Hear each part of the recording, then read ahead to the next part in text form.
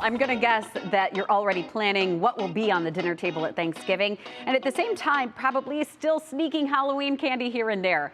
This is the time of year for indulgences, but in today's Mom Squad, if you don't want to end up in stretchy pants all the way into 2023, we talked to Cleveland Clinic dietitian Kristin Kirkpatrick. She says there are a few things that really throw us off track, even if we have the best of intentions. One, willpower isn't really a thing. I really don't have a discussion with my patients about willpower because willpower is often really much taken over by the power of how the brain reacts to certain foods. So when you have that candy bar that was in your kid's Halloween bag and you eat it, there is actually a cycle where your neurotransmitters go up, you feel great, your blood sugar goes up. And once that dips, you need to get more in order to get that feeling back.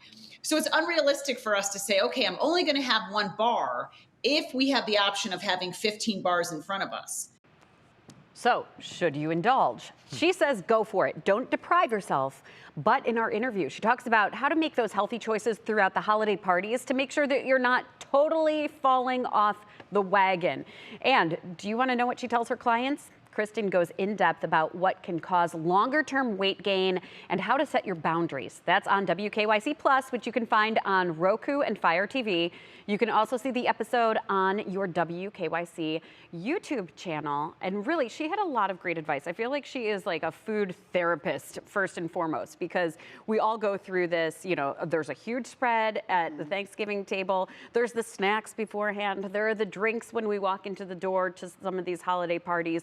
And for anybody who really maybe has underlying health problems that they want to stay on track, these few weeks can be really hard when you're faced with like a smorgasbord of just indulgences. So, and the one thing is, like you said, it starts at Halloween, and you have Thanksgiving, and then Christmas. Yeah. I mean, there is really no break. Still eating Halloween candy. Right. Everybody is. I mean, and that was her point I really too. am. Her advice for that?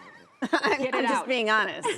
She says, get it out. I Does it know. count if it's just the little small bars? And I mean, does Right. that count, the little fun teeny ones? size. That's what I tell myself. It's just not that big. You know how many Itty bitty minis one? I ate, where it's like literally just a bite? Right. And but then when you have like 5 of them, then you That's might as right. well have the full size. That's the I key. basically eat a king size every day in fun size. Yeah.